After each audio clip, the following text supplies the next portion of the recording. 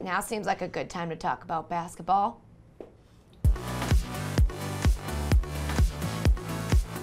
Welcome to No Filter, guys. So Nike unveiled the LeBron XII at their world headquarters last night. But the most interesting thing that was unveiled was LeBron's new hairline.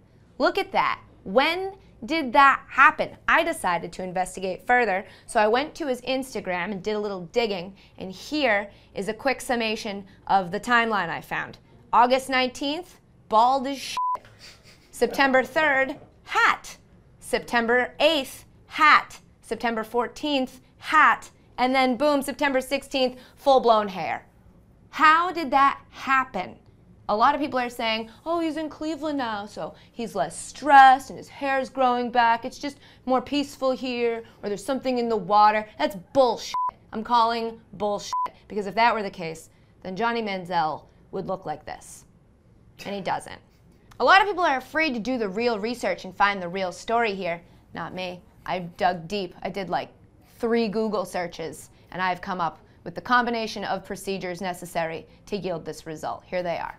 The procedure LeBron most likely used is called follicular unit extraction. Now, the reason I think he used this is because it's minimally invasive, and if you use advanced follicular unit extraction, you can take hairs from other parts of your body, so like your legs or your armpit, or, I don't know, let's say you're growing some sort of a beard, harvesting some hairs, maybe. They take individual hairs from your, let's say, beard, just saying, and they take them out, and then they insert them into the places that you don't have any hairs, but like into the actual follicle where there should be a hair, but that part of your head just sucks, and they insert it right in each hair, one by one.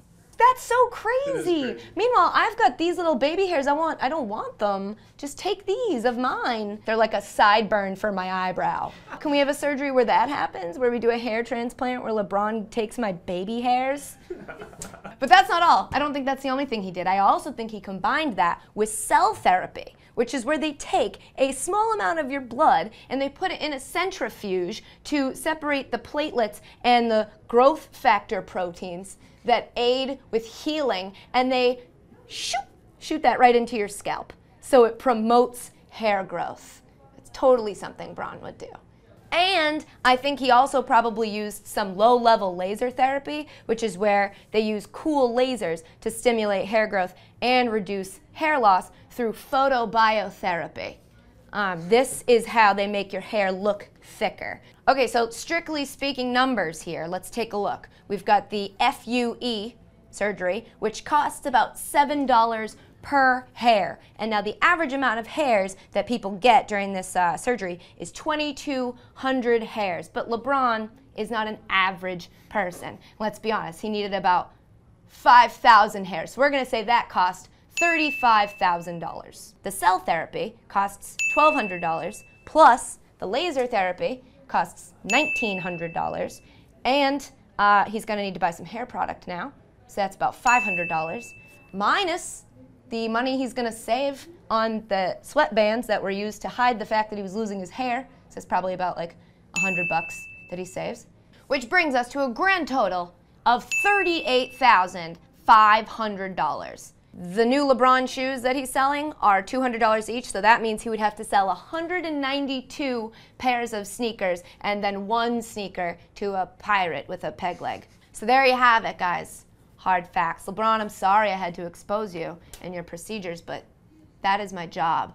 Investigative journalism. Digging through the fluff to find the stuff that people need to know. You're all welcome. See you next time.